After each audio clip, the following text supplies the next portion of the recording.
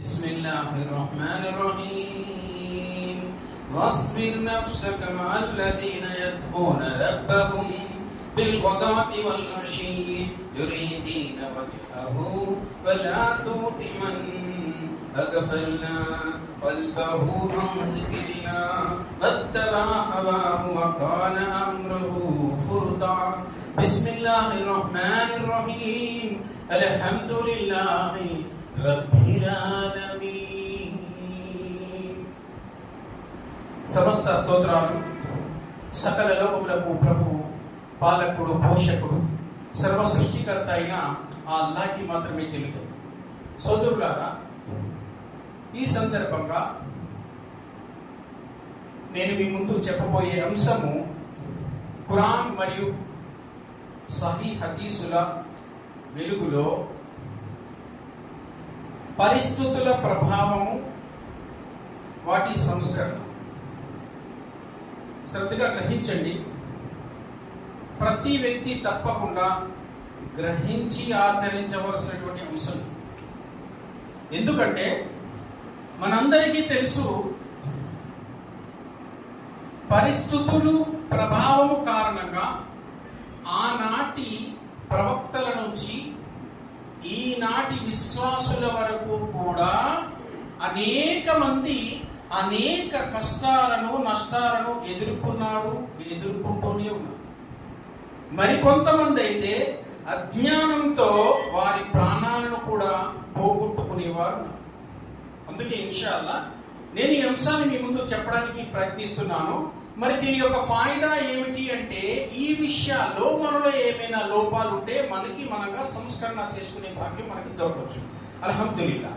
అయితే సోదరులారా, గ్రహించండి, ఈ విషయంపై మనం ముందుగా అంతిమ ప్రవక్త, దైవ ప్రవక్త ముహమ్మద్ సల్లల్లాహు అలైహి వసల్లం వారి యొక్క జీవితాన్ని మనం పరిశీలించినట్టయితే, దైవ ప్రవక్త ముహమ్మద్ సల్లల్లాహు అలైహి వసల్లం వారు కొంతమంది గరీబులతో కూర్చుని ఉండగా అక్కడికి మక్కా ఖురైషీలు అయిన కులీనీలు కొంతమంది వచ్చారు. ఈ హదీస్ ఎవరు ఉల్లేఖిస్తున్నారు అంటే, హజరత్ సాద్ బిన్ అబీ వక్కాస్ రజియల్లాహు అన్హు వారు ఉల్లేఖిస్తూ తెలియపరుస్తున్నారు ఈ హదీస్ని.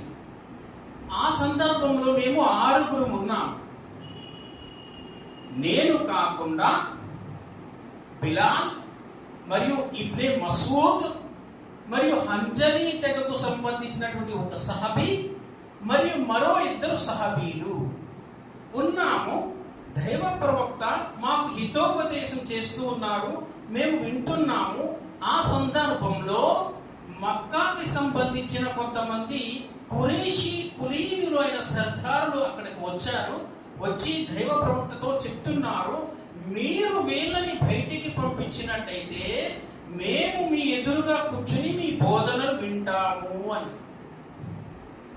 దైవ ప్రవక్త అప్పుడు అనుకున్నారు, భావించారు ఏంటి అంటే, సరే ఈ విధంగానైనా సరే వీళ్ళు తన యొక్క బోధనలను వింటే వారి యొక్క హృదయ జగత్తు మారుతుందేమోనని ఈ విధంగా భావించారు.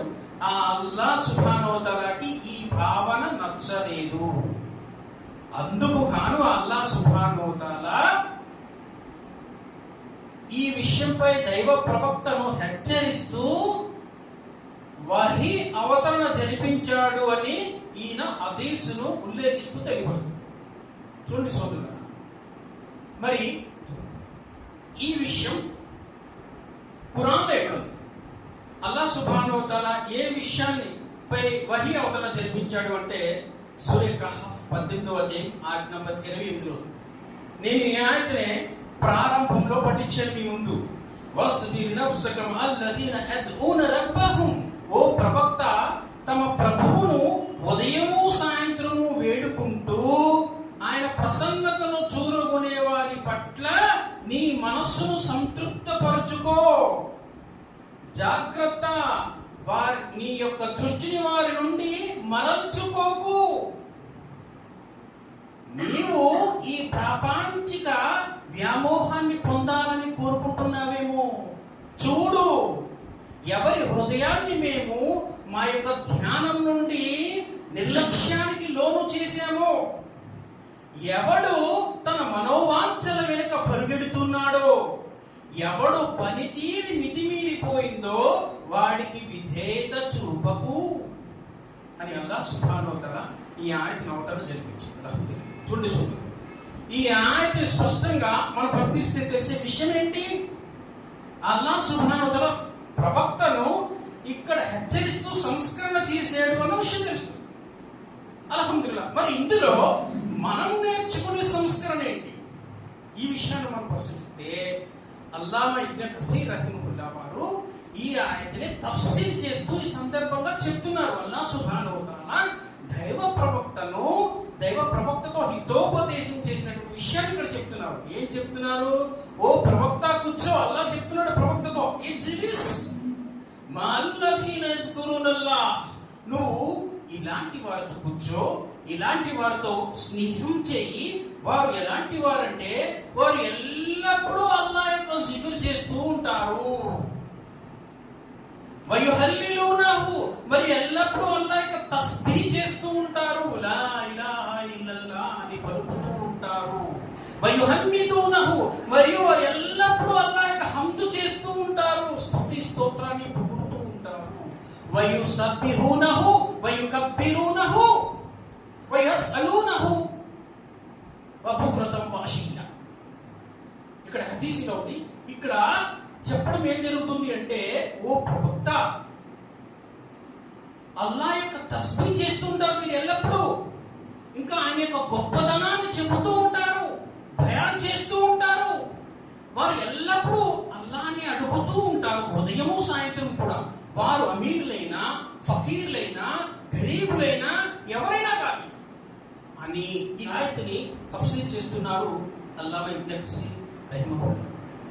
ఇంకా దీన్ని తఫ్సీర్ చేస్తూ ఆయన చెప్తున్నారు, వాస్తవానికి ఈ ఆయత్తు దైవ ప్రవక్తను మరియు ఆనాడు సహచరులను ఉద్దేశించి అవతరించినప్పటికీ ఇది సమస్త విశ్వాసులకు వర్తిస్తుంది. అందుకే విశ్వాసులు వారు స్నేహము, సాంగత్యము, ఇంకా సంబంధం అనేది విశ్వాసులతోనే జరపాలి. విశ్వాసులను కాదని అవిశ్వాసులతో జరపరాదు అనే విషయాన్ని ఇక్కడ చెప్తున్నారు. చూడండి సోదరులారా, ఇక్కడ మనకి జనరల్గా ఒక ప్రశ్న ఉత్పన్నమైంది. ఏంటి ఆ ప్రశ్న? విశ్వాసులతోనే స్నేహం చేయాలి. ఇక్కడ దీని ఆధారంగా ఈయన చెప్తున్నటువంటి తఫ్సీర్, విశ్వాసులతోనే స్నేహ సంబంధాలు పెట్టుకోవాలి. అయితే అవిశ్వాసులతో స్నేహం చేయరాదా? అవిశ్వాసులతో సంబంధాలు పెట్టుకోకూడదా? ఇక్కడ ప్రశ్న ఉత్పన్నమైంది. దీని గురించి ఖురాన్ మరియు సహీ హదీసులను పరిశీలిస్తే విశ్వాసులు అవిశ్వాసులతో స్నేహం చేయరాదు, చాలా స్పష్టంగా ఉంది ఖురాన్. అయితే ఇది ఏ అవిశ్వాసులతో స్నేహం చేయరాదు, ఎలాంటి అవిశ్వాసంతో సంబంధాలు పెట్టుకోకూడదు అనే విషయం మనం ఖురాన్ పరిశీలించినట్టయితే, ఖురాన్ మజీద్లో అల్లాహ్ సుబ్హానహు వ తఆలా ఎక్కడైతే విశ్వాసులకు మరియు అవిశ్వాసులకు యుద్ధాలు జరిగే సందర్భాల్లో వాక్యాలు అవతరణ జరిపించాడు, మరియు ఎక్కడైతే షరియత్ విషయాలు చెప్పాడో, ఎక్కడైతే ఇబాదత్కి సంబంధించిన విషయాలు చెప్పాడో, అక్కడ చాలా చోట్ల అల్లాహ్ సుబ్హానహు వ తఆలా చెప్తున్నాడు. ఖురాన్ చదవండి, అల్ ముష్రికీన్ అల్ కాఫిరీన్ అనే పదాలు. అల్ ముష్రికీన్ అల్ కాఫిరీన్ అంటే ఆ విశ్వాసులు, ఆ సత్య తిరస్కారులు, వారితో స్నేహం చేయరు. మరి ఆ విశ్వాసులు ఎవరు?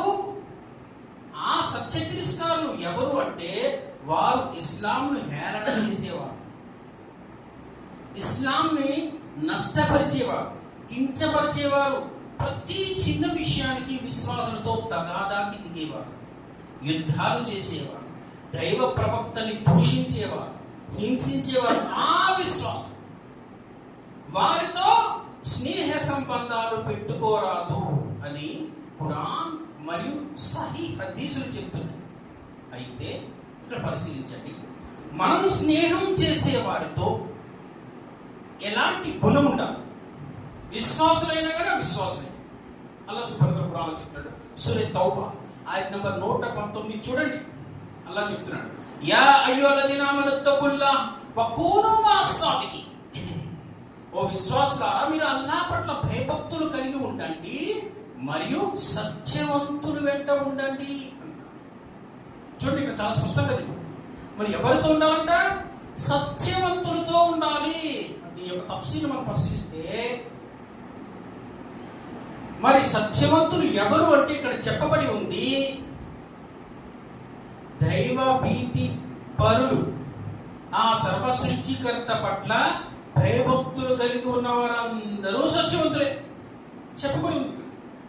అయితే భయభక్తులు లేని వారు విశ్వాసులైనా కానీ అవిశ్వాసులైనా కానీ ముష్రికులైనా కాఫీర్లైనా కానీ వారు సత్యవంతులు కారు, అబద్ధాల కోరులు అవుతారు అని చెప్పబడింది. అల్లాహు అక్బర్. చూడండి, మరి దీని ఆధారంగా మనం అర్థం చేసుకోవాల్సిన విషయం ఏమిటి? మనం విశ్వాసులతో అయినా అవిశ్వాసులతో అయినా స్నేహం చేయవచ్చు, కానీ వారిలో ముఖ్యంగా ఈ సిఫత్ ఉండాలి, ఈ గుణం ఉండాలి.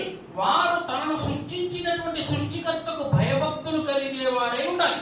ఒక సిఫత్, ఒక గుణం. రెండోది సత్యవంతులై ఉండాలి. అందుకే దీనికి సంబంధించి మన ఉలమా చెప్తున్నారు, మీరు ఈ దునియాలో ఎవరితో అయినా స్నేహం చేయండి, ముఖ్యంగా వారిలో ఈ సిఫత్ ఉండాలి. ఒకవేళ వారిలో ఇది ఉంటే మీరు వారితో స్నేహం చేయండి. ఎందుకు అంటే, మీరు నిజాలు మాట్లాడే వారితో ఉంటే మీరు అన్ని నిజాలే మాట్లాడతారు. మీరు సత్యవంతులతో ఉంటే మీరు సత్యవంతులుగా ఉంటారు. మీరు అబద్ధాల కోరులతో ఉంటే మీరు కూడా అబద్ధాల కోరులైపోతారు. ఎందుకంటే వీరి యొక్క ప్రభావము మీపై పడుతుంది. అందుకే అల్లాహ్ ఇక్కడ చెప్తున్నాడు, యా అయ్యుహల్లదీనా ఆమనుత్తఖుల్లాహ్ వకూను మస్సాదికీన్. ఓ విశ్వాసులారా, మీరు సత్యవంతులతో ఉండండి అని. అల్లాహు అక్బర్. కాబట్టి సోదరులారా, మనం ఫ్రెండ్షిప్ చేసేటువంటి వ్యక్తి గుర్తుంచుకోండి, సత్యవంతుడై ఉండాలి. విశ్వాసం అవిశ్వాసం పక్కన పెట్టండి, ముందు వాడు సత్యవంతుడై ఉండాలి. ప్రతి విషయాన్ని కూడా అబద్ధం ఆడకుండా వాస్తవము చెప్పేవాడై ఉండాలి. ఈ రోజు మనలో చాలా మంది ఎందుకు గుమ్మరైపోతున్నారు? ఎందుకు నమాజీలు అయిపోతున్నారు? నమాజులు కాకుండా ఎందుకు అయిపోతున్నారు? అంటే మనం తిరిగేటువంటి ఫ్రెండ్ సర్కిల్, ఏ సర్కిల్తో అయితే మనం తిరుగుతూ ఉంటామో ఆ యొక్క ప్రభావమే మనపై పడుతుంది. అందుకు చూడండి, నలుగురు అవిశ్వాసులు ఉన్నారు, వారు నమాజీలు కాదు, ముస్లింలు కాని వారైనా వారితో మనం తిరుగుతూ ఉంటాము. ఏమవుతుంది? ఆ ప్రభావం మనపై పడుతుంది. మనం తిరిగే నలుగురు నమాజీలు అయితే అల్హమ్దులిల్లాహ్ మనం వారితో పాటు నమాజీ అవుతాము. కానప్పుడు ఏమవుతుంది? అందుకే చూడండి సోదరులారా, ఒక వ్యక్తి గుమ్రా అయిపోవడానికన్నా ఒక వ్యక్తి సన్మార్గంలో ఉండడానికన్నా ప్రధానమైనటువంటి కారణం ఏంటంటే సర్కిల్, ఫ్రెండ్షిప్ సరైన విధంగా ఉండాలి. ఇస్లాం ఫ్రెండ్షిప్ చాలా వాల్యూ ఇస్తుంది సోదరులారా. దైవ ప్రవక్త ముహమ్మద్ సల్లల్లాహు అలైహి వసల్లం వారు కూడా చుట్టూ ఉండేటువంటి ఫ్రెండ్స్ అంటే స్నేహితులకి చాలా విలువ ఇచ్చేవాడు. విలువ గల స్నేహితులతో అల్హమ్దులిల్లాహ్ మనం స్నేహం చేస్తే మనకి బుద్ధులు కూడా విలువ కలిగిగా ఉంటాయి.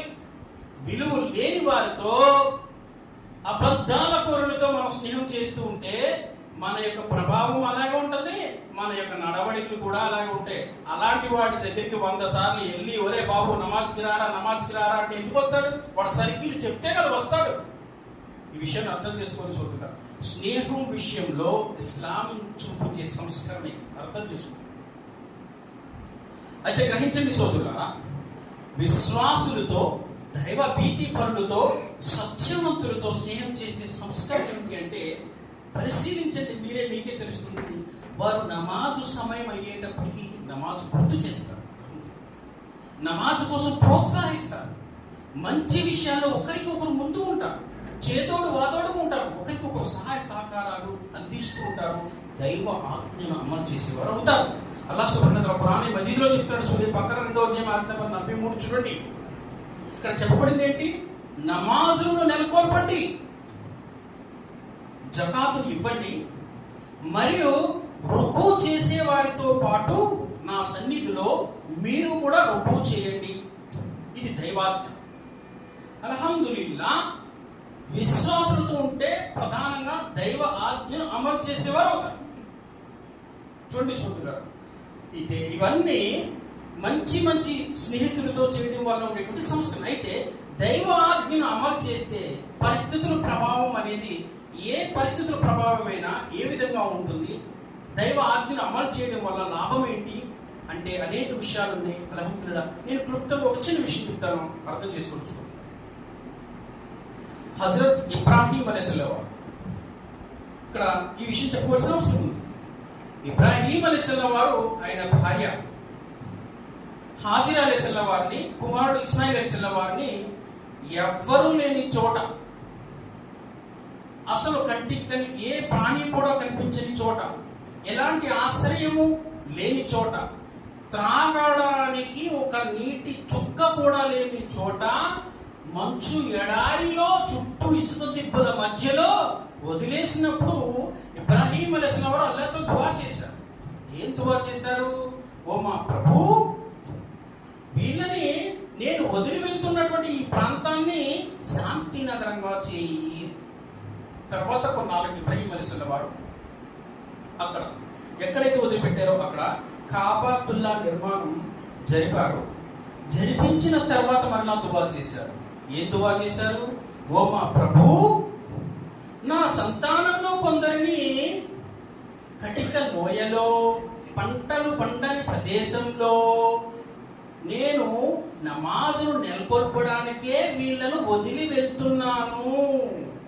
కాబట్టి ఈ ప్రపంచంలో కొందరి మనసులను వారి వైపు మొగ్గేలా చేయి, వారికి తినడానికి ఫలాలు ప్రసాదించు, వారు నీకు కృతజ్ఞత తెలిపి ఉండడానికి అని ఇబ్రాహీం అలైహిస్సలాం వారు మళ్ళా దువా చేశారు. రంజన్ సోదరులారా, ఇక్కడ ఈ రెండు దువాలను మనం పరిశీలిస్తే మనం అర్థం చేసుకునే ఒక గొప్ప సంస్కరణ ఉంటుంది. ఏంటి రెండు దువాలు? ఇబ్రాహీం అలైహిస్సలాం వారు ముందు దువా చేసినప్పుడు అక్కడ ఏముంది? ఏమీ లేదు, ఇసుక దిబ్బలు తప్ప, తాగడానికి నీటి చుక్కు కూడా లేదు. రెండోసారి దువా చేసినప్పుడు అక్కడ ఆశ్రయం ఉంది. అల్హమ్దులిల్లాహ్, కాబతుల్లా నిర్మాణం జరిగింది, తాగడానికి జంజం నీరు ఉంది, తినడానికి ఎలాంటి ఫలాలు సౌకర్యాలు సదుపాయాలు ఏమీ లేవు. కానీ తర్వాత తరానికి, దైవభక్త ముహమ్మద్ సల్లల్లాహు అలైహి వసల్లం వచ్చిన తరానికి ఇప్పుడు ఎలా ఉంది? ఆ ప్రాంతం ఎలా ఉంది? ఈ ప్రపంచంలోనే గొప్ప గొప్ప సదుపాయాలు సౌకర్యాలు గల ప్రాంతం ఏదైనా ఉంది అంటే అది సౌదీ అరేబియా, కాబతుల్లా నిర్మించినటువంటి ప్రాంతం కదండి. ఈ ప్రపంచంలోనే గొప్ప ధనికులు ఉండే ప్రాంతం ఏదైనా ఉంది అంటే అది కాబతుల్లా ప్రాంతం. చూడండి, అక్కడ ఎలాంటి పచ్చిక లేని చోట ఈ ప్రపంచంలోనే లేనటువంటి కాయగూరలన్నీ అక్కడ దొరుకుతాయి. హజ్ సీజన్లోను, రమజాన్ యొక్క సీజన్లోను లక్షలాది మంది ప్రజలు వచ్చి అక్కడికి విడిది చేసిన ఆహార సదుపాయాలలో ఎలాంటి కొరత ఏర్పడదు. అంత గొప్ప మహానగరం అయిపోయింది. ఈ ప్రపంచంలో ఎక్కడ ఉండదు అలాంటి గొప్ప మహానగరం అయిపోయింది. అంత గొప్ప శాంతి నగరం అయిపోయింది. చూడండి సోదరులారా, ప్రస్తుతం ప్రపంచం ఎలా ఉంది? ప్రపంచం అనేక చోట్ల అనేక అలజడులు, అనేక గందరగోళాలు, అనేక యుద్ధాలు, బీభత్స వాతావరణ చేరులు. ఎక్కడ ఏ దేశంలోని కూడా శాంతి లేదు. అసలు ఉంటామో చనిపోతామో తెలియని పరిస్థితుల్లో ప్రపంచంలో చాలా దేశాలు, మూడో ప్రపంచం కూడా రావచ్చు అనే పరిస్థితి కూడా వాతావరణం అలుముకునుంది. కానీ కాబతుల్లా చూడండి, సౌదీ అరేబియా చూడండి, అక్కడ కాబతుల్లా ఎంత శాంతిగా ఉంటుంది, ఎలాంటి భయం ఉండదు. కారణం అల్హమ్దులిల్లాహ్ అక్కడ శాంతి వాతావరణం నెలకొంది. మరి దీనికి కారణం ఇబ్రాహీం అలైహిస్సలాం వారి యొక్క దువా కుబూలి. చూడండి, రెండోది, ఈ ప్రపంచంలో ప్రతి నిమిషము ప్రతి సెకండు ఆరాధించేటువంటి గృహం ఏదైనా ఉంది అంటే కాబతుల్లా. మరి అంత గొప్ప ప్రాముఖ్యత, అంత ఘనత అక్కడికి ఎలా వచ్చింది? ఎలాంటి ఆశ్రయము లేని చోట త్రాగడానికి ఒక నీటి చుక్క కూడా లేని చోట చుట్టూ ఇసుక దిబ్బలు, మరి అంత ప్రాముఖ్యత, అంత గొప్ప ఘనత, అన్ని గొప్ప అనుగ్రహాలు అక్కడికి ఎలా వచ్చాయి? మీరు పరిశీలిస్తే ఈ చరిత్ర ద్వారా మనకి రెండు ముఖ్యమైన విషయాలు తెలుస్తుంది. ఒకటి ఏంటి? ఇబ్రాహీం అలైహిస్సలాం వారి యొక్క దువా కుబూలైంది. రెండోది ఏంటి? ఇబ్రాహీం అలైహిస్సలాం వారి దువాలో ఏం చెప్పారు? ఓ మా ప్రభు, నా సంతానంలో కొందరిని కటిక లోయలో ఇక్కడ నేను ఎందుకు వదిలిపెడుతున్నాను అంటే నమాజును నెలకొల్పడానికి అన్నారు. నమాజును అల్హమ్దులిల్లా కాబా నిర్మాణం జరిగిన తర్వాత పరిపూర్ణంగా అమలు చేశారు. అల్హమ్దులిల్లా నెలకొల్పారు. దాని యొక్క ఘనత అల్హమ్దులిల్లా ఇవన్నీ అక్కడికి వచ్చాడు. ప్రపంచంలో ఎక్కడా లేనటువంటి గొప్ప గొప్ప అనుగ్రహాలన్నీ అక్కడికి వచ్చబడ్డాయి. గ్రహించండి సోదరులారా, ఇందులో మనం నేర్చుకునేటువంటి సంస్కరణ ఏంటంటే, ఈరోజు అల్లాహ్ సుబ్హానహు వ తఆలా మనకి గొప్ప అద్భుతమైన సంపద గల విలువ గల నమాజును మన చేతికిస్తే మనం దీన్ని వదిలేసి వినాశనకరమైనటువంటి ఈ ప్రాపంచిక సంపద కోసం మనం ఈ ప్రపంచంలో ప్రాకులాడుతూ. గ్రహించండి సోదరులారా, నమాజును వదిలేసి గొప్ప సంపద నమాజ్, దానికి చరిత్ర ఈ ఉదాహరణ. సంపద గల నమాజును వదిలేసి ఏం చేస్తున్నాం? ఈ ప్రాపంచిక సంపద వినాశనమైపోయింది, దానికోసం ప్రాకులాడిపోతున్నాం. ఎప్పుడో ఎక్కడికెక్కడికో తిరుగుతూ ఉంటాం. రాత్రి 11, 12, 1 గంటకు వచ్చి పడుకుంటాం. ఫజర్ నమాజ్కి లేకం, మళ్ళా 8, 9 అవుతుంది, మళ్ళా ప్రపంచంలోకి వెళ్ళిపోతాం. ఎక్కడెక్కడో తిరుగుతూ ఉంటాం. జుహర్ ఉండదు, అసర్ ఉండదు, మగ్రిబ్ ఉండదు, ఇషా ఉండదు. ఈ ప్రపంచంలో బిజీ అయిపోతుంది. ఈ రోజు మనం ఎలా ఉన్నామంటే, ఎంత బిజీగా ఉన్నామంటే, జుమ్మాకి కూడా మస్జిద్కి వచ్చి ప్రశాంతంగా నమాజు చదువుకోలేనంత బిజీగా ఉన్నారు ముస్లిం సోదరులు. చూడండి సోదరులు, ఇదే చెప్తుందా మనకి ఇస్లాం? ఈ పాఠం ఏం చెప్తుందా? ఈ చరిత్ర ఏం చెప్తుంది? తాగడానికి నీటి చుక్క కూడా లేని ప్రాంతం అల్హమ్దులిల్లా ఈ రోజు అల్లాహ్ సుబ్హానహు వ తఆలా కోట్ల రూపాయలు ప్రపంచంలో గొప్ప విలువైన సంపద, ఏ దేశంలో లేనటువంటి సంపద అక్కడ పెట్టాడంటే కారణం నమాజ్. ఈ చరిత్ర చెప్తుంది. నువ్వు అటువంటి నమాజ్ను వదిలేసి ఈ ప్రపంచంలో పడిపోతున్నావు. ఖురాన్ అనేక చోట్ల వినాశనకరమైపోయింది ఈ ప్రపంచపు సంపద అని చెప్తుండే అల్లాహ్ సుబ్హానహు వ తఆలా. మనకి అవసరం లేదు ఈ ప్రపంచ సంపదే కావాలి, పరలోక సంపద అవసరం లేదు. పరిశీలించండి చూడండి, దైవప్రవక్త ముహమ్మద్ సల్లల్లాహు అలైహి వసల్లం చెప్పినారు, ఎవరైతే అల్హమ్దులిల్లా నమాజును పరిపూర్ణంగా అమలు చేసి, ఫజర్ నమాజును పరిపూర్ణంగా అమలు చేసి దునియాలోకి ఉపాధి కోసం వెళితే ఉపాధిని మీకు పుష్కలంగా లభిస్తుంది, అల్లాహ్ పెడతాడు. ఫజర్ నమాజును చదివి మీరు ఈ దునియాలోకి వెళ్తే, ఉపాధి కోసం వెళ్తే ఉపాధి మీకు పుష్కలంగా దొరుకుతుంది, ఏ లోటు ఉండదు. నమాజ్ యొక్క ఘనత. ఎవరైతే మీ పని మీరు చేసుకుంటూ సమయం ప్రకారం నమాజును ఆచరిస్తారో అల్హమ్దులిల్లా మీ యొక్క వ్యాపారంలో బరకత్ ఉంటుంది, మీ ఉద్యోగంలో బరకత్ ఉంటుంది, మీ సంపదలో బరకత్ ఉంటుంది, మీరు సంపాదించే ప్రతి రూపాయిలోని బరకత్ ఉంటుంది, మీ కుటుంబంలో బరకత్ ఉంటుంది, మీ సంతానంలో బరకత్ ఉంటుంది. నమాజును సమయం ప్రకారంగా ఆచరిస్తే.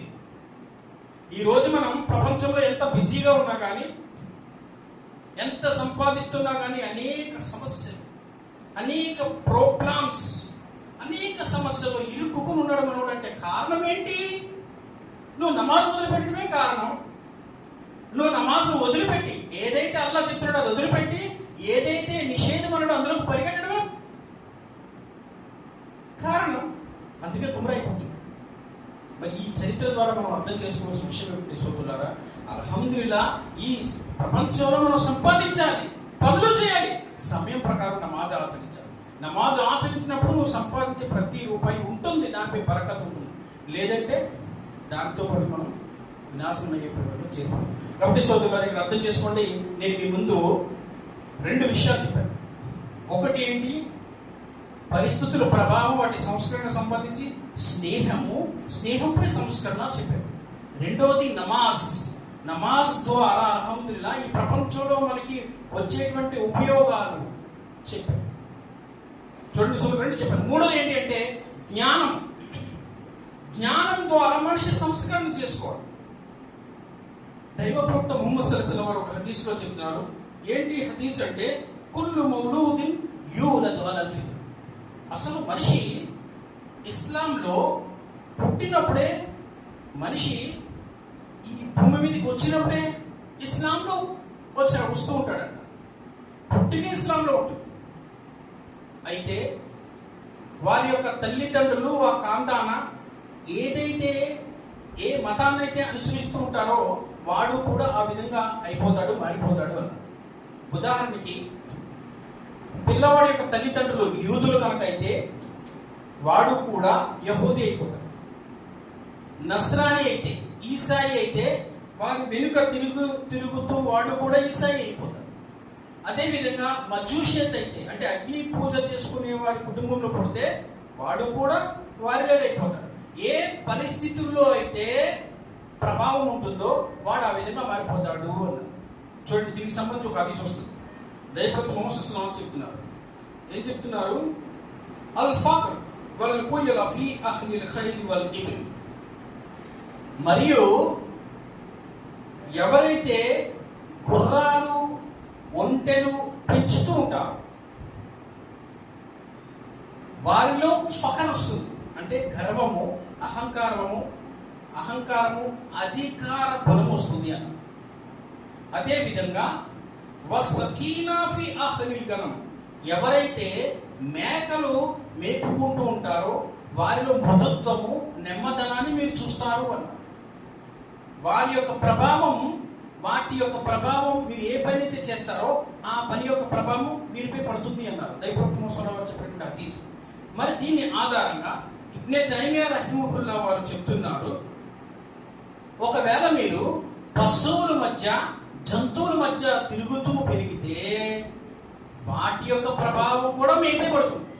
మీరు కూడా ఆ విధంగానే తయారవుతారు. కాబట్టి విశ్వాసులుగా దైవ ప్రవక్త ముహమ్మద్ సల్లల్లాహు అలైహి వసల్లం వారి యొక్క ఉమ్మతిగా మీరు ప్రజలకు ఇస్లాంను పరిచయం చేయండి అన్నారు. ఇస్లాంను ప్రజలకు పరిచయం చేస్తే ఏమవుతుంది?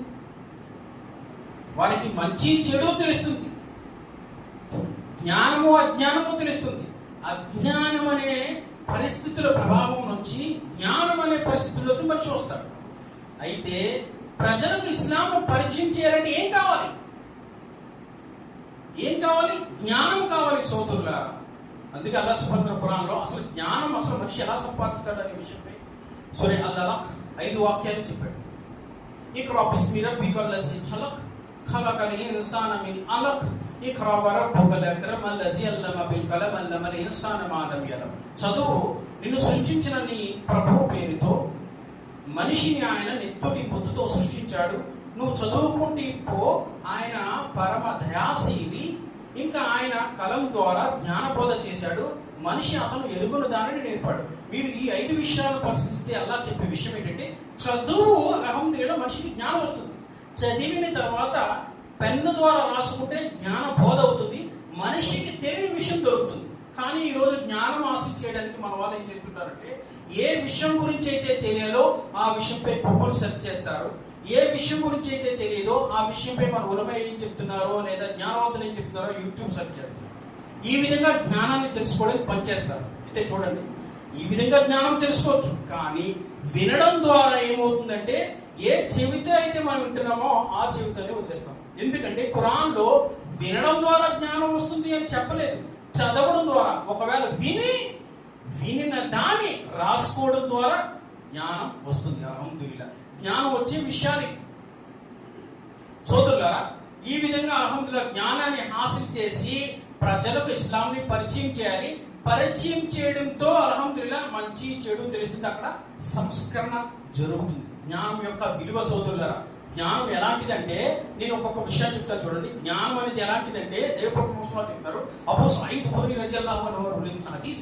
ఈ హదీస్లో ప్రవక్త ముహమ్మద్ సల్లల్లాహు అలైహి వసల్లం చెప్పే విషయం ఏంటంటే, పూర్వం అంటే దైవ ప్రవక్త కంటే పూర్వము ఒక ఉమ్మతి ఉండేది. ఆ ఉమ్మతిలో ఒక వ్యక్తి ఉండేవాడు. ఆ వ్యక్తి ఎలాంటి వాడు అంటే 99 హత్యలు చేశాడు, మహాపాపాత్ముడు. మరి ఈ పాపాత్ముడు ఒక వ్యక్తి దగ్గరికి వెళ్ళాడు, అడిగాడు, నేను అల్లాహ్తో తౌబా చేసుకోవాలనుకుంటున్నాను, అల్లాహ్ నా యొక్క పాపాలను క్షమిస్తాడా అని. ఈ వ్యక్తి అన్నాడు, ఏంటి 99 మందిని చంపావా, ఇంకా అల్లా నిన్నెలా క్షమిస్తాడు, మహాపాపాత్ముడు అయిపోయావు కదా. దానితో ఆ వ్యక్తికి ఇంకా కోపం పెరిగి ఏం చేశాడంటే ఆ వ్యక్తిని కూడా చంపేశాడు. 100 హత్యలు పూర్తి అయిపోయాయి. 100 హత్యలు పూర్తి చేసుకుని మరొక వ్యక్తి దగ్గరికి వెళ్ళాడు. అడిగాడు, నేను 100 హత్యలను చేసిన మహాపాపకుని, అయ్యా నాకు క్షమాపణ ఉంటుందా, అల్లా నా యొక్క తౌబా స్వీకరిస్తాడా. మరి ఆ వ్యక్తి ఎవరు అంటే ఆలిం, జ్ఞానవంతుడు. ఆ వ్యక్తి అన్నాడు, ఉంటుంది, క్షమాపణ ఉంటుంది. అల్లా వద్ద సముద్రపు నూరగంత పాపాలు తీసుకెళ్ళినా కానీ అల్లా క్షమిస్తాడు, క్షమాపణ ఉంది. అయితే నువ్వు ఒక పని చేయాలి, నేను చెప్పినట్టు చేయాలి అన్నాడు. అయితే చెప్పండి. చెప్పారు ఆయన. ఏం చెప్పారు? నువ్వు ఈ ప్రాంతాన్ని వదిలి వెళ్ళిపో. నేను ఒక ప్రాంతం చెప్తాను, అక్కడ అందరూ అల్లా దాసులే ఉంటారు, పుణ్యాత్ములు ఉంటారు, ఎప్పుడు నమాజులు చదువుకుంటూ ఉంటారు. నువ్వు వారి వద్దకు వెళ్ళిపో, అక్కడ అల్లాతో నిష్కల్మషంగా పశ్చాత్తాపంతో దువా చెయ్యి, అల్లా నీ యొక్క దువా కబూల్ చేస్తాడు, నీ తౌబా స్వీకరిస్తాడు అని. తర్వాత మరలా ఇక్కడికి రావద్దు, వచ్చేవంటే మరలా నువ్వు ఇలా అయ్యే ప్రమాదం ఉంది అని చెప్తారు. అయితే ఈ షరతుకు ఆయన అంగీకరించి మాట నచ్చి అక్కడికి వెళ్ళిపోతాడు. హదీస్ పరిశీలించండి సోదరులారా. ముందు వ్యక్తి చంపబడడానికి, తర్వాత వ్యక్తి రక్షింపబడడానికి ప్రధానమైన కారణం ఏంటి? జ్ఞానం. జ్ఞానం లేని కారణంగా ఈ వ్యక్తి చంపబడ్డాడు, జ్ఞానం ఉన్న కారణంగా ఈ వ్యక్తి రక్షింపబడ్డాడు. ఇంకా అక్కడ సంస్కరణ జరిగింది. చూడండి సోదరులారా, జ్ఞానం చాలా ప్రధానమైనది. జ్ఞానం హాసిల్ చేస్తే మనల్ని మనం రక్షించుకోవడం కాదు, మన చుట్టూ ఉన్న వారిని కూడా అల్హమ్దులిల్లాహ్ సంస్కరణ చేయొచ్చు అనే దానికి ఇది ఒక గొప్ప ఉదాహరణ. అందుకే దైవభక్త ముహమ్మద్ సల్లల్లాహు అలైహి వసల్లం వారు ఏమన్నారు? నా ఉమ్మతిలో ప్రతి వ్యక్తి కూడా, ప్రతి ముస్లిం కూడా జ్ఞానాన్ని హాసిల్ చేయడం అనేది తప్పనిసరి అన్నారు. తప్పనిసరి. ఇంకా నా తర్వాత వారసులు అంటూ ఎవరు ఉండరు. మరి ఎవరు నా వారసులు అంటే, నేను ఇక్కడ వదిలి వెళ్తున్నటువంటి ఖురాన్ మరియు సహీ హదీసుల యొక్క జ్ఞానాన్ని ఎవరైతే నేర్చుకుంటారో, అభ్యసిస్తారో వారు నా వారసులు అన్నారు. జ్ఞానం యొక్క ఘనత సోదరులారా ఇది. జ్ఞానం లేని కారణంగానే ఈరోజు మనము నాశనం అయిపోతున్నాము, మన ఖాందానాన్ని కూడా నాశనం చేస్తూ ఉన్నాం, అల్లా యొక్క బాధ్యతకి దూరం అయిపోతున్నాం. కాబట్టి జ్ఞానం చాలా తప్పనిసరి. ఈ పరిస్థితుల నుంచి ఈ పరిస్థితుల్లోకి రావడానికి గల ముఖ్య కారణము జ్ఞానం. మూడోది. నాలుగోది ఏంటి అంటే, ప్రస్తుత పరిస్థితుల్లో మన పిల్లల యొక్క చదువుల సంస్కరణ. చూడండి సోదరులారా, ఇది ఉలమా చెప్పిన మాట. మరి ఈ విషయంపై సంస్కరణ ఏంటి? చదువులపై సంస్కరణ ఏంటంటే దీన్ దునియా. మనము మన పిల్లలకి దీన్ చదువుపై ఇంపార్టెన్స్ ఇవ్వాలి, ప్రాముఖ్యత ఇవ్వాలి. అలాగే దునియా యొక్క చదువుపై కూడా ప్రాముఖ్యత ఇవ్వాలి. ఇందులో ఈ రెండిటిలో ఏ విషయంలో ప్రాముఖ్యత ఇవ్వకపోయినా కానీ నష్టపోయేది మనమే అన్నారు. చూడండి సోదరులారా, మరి ఎక్కువగా మనం మన పిల్లలకి ఏ విషయంలో ప్రాముఖ్యత ఇస్తాం? చదువు విషయంలో. చదువు విషయంలో మన పిల్లలకి ఏ విషయంలో ప్రాముఖ్యత ఇస్తాం? ఈ దునియాకి సంబంధించినటువంటి చదువుల్లోనే కదా. చూడండి సోదరులారా, పరిశీలించండి. ఈ దునియా యొక్క చదువులు అల్హమ్దులిల్లాహ్ చదువుకోవాలి. ఈ దునియా యొక్క చదువులు ఈ దునియాలో మనం ఎలా జీవించాలి, ఈ దునియాలో మన పొజిషన్ ఏ విధంగా పెరగాలి అనే దానికి ఉపయోగపడతాయి. అల్హమ్దులిల్లాహ్, అందులో ఎలాంటి సందేహం లేదు. కానీ దీని యొక్క చదువులు, ఈ దునియా యొక్క చదువుల్లో స్వర్గానికి చేరుకునే విషయాలు, తల్లిదండ్రుల హక్కుల విషయాలు, ఇంకా సంస్కరణ విషయాలు, బంధువుల యొక్క హక్కుల విషయాలు చెప్తాయా? ఎక్కడ చెప్పు. ఇవి ఎక్కడ దొరుకుతాయి? దీని యొక్క చదువులో దొరుకుతాయి. మరి దీని యొక్క చదువు ఎక్కడ దొరుకుతుంది? మక్తబ్, గురువు గారు చెప్పే దానిలో దొరుకుతుంది. ఈ మక్తబ్లో లేదా మదర్సా చదువులో దొరుకుతుంది, లేదా ఖురాన్ హదీసులో దొరుకుతుంది. కానీ మన వాళ్ళు ఏం చేస్తున్నారంటే, ఈ దీని యొక్క చదువుకి మన పిల్లల్ని దూరం పెడుతున్నారు, దునియా యొక్క చదువుల్లో ముందుంచుతున్నారు. అది ఎవరికి ప్రమాదం తెలుసా? ఎవరికి ప్రమాదం తెలుసా? అది మనకే ప్రమాదం. ఎందుకంటే ఈ దునియాలో మనం గొప్ప గొప్ప చదువులు చదువుకుని మన పిల్లలు గొప్ప స్థాయికి వెళ్ళిపోతారు, కానీ నీకు విలువివ్వరు, తల్లిదండ్రులకు విలువివ్వరు, తల్లిదండ్రుల పట్ల భయభక్తులు ఉండవు. ఎందుకంటే వాడికి చిన్నప్పటి నుంచి నేర్పే టీచింగ్ లేదు. వాడికి ఈ టీచింగ్ ఎక్కడ దొరుకుతుంది? ఒక గురువు గారు ఒక విషయం చెప్పారు. ఏం చెప్పారు తెలుసా? ఆధ్యాత్మికంగా మన పిల్లలకి చిన్నప్పటి నుంచి బోధిస్తే పెద్దవాళ్ళైనా కానీ వారు తల్లిదండ్రులకు భయపడతారు. ఎందుకంటే ఆధ్యాత్మిక చెప్పే విషయం. అయితే మన పిల్లలకి చిన్నప్పటి నుంచి దునియా యొక్క చదువు చదివిస్తే పెద్దవాళ్ళు అయిన తర్వాత ఆ పిల్లలకి మనం భయపడాలి, తల్లిదండ్రులు భయపడాలి. ఎందుకంటే ఆడు పెద్ద ఆఫీసులో పెద్ద రేంజ్లోకి వెళ్ళిపోతాడు. మా బాబాయ్ ఆడు వచ్చేటప్పటికి ఎలా ఉండాలి అని చెప్పేసి అల్లుపోయి తిరుగుతుంటారు తల్లిదండ్రులు అక్కడికి ఇక్కడికి. ఇది తేడా. కాబట్టి సోదరులారా, అర్థం చేసుకోవాల్సిన విషయం ఏంటంటే మనకి రెండు చదువులు ఉండాలి. అంటే పూర్తిగా దీని చదువు చదివి దునియా అవసరం లేదంటే కాదు. దీని చదువు చదివితే దునియాలో ఎలా జీవించాడు? జీవించలేడు. కాబట్టి దునియాలో జీవించాలంటే ఇది కావాలి.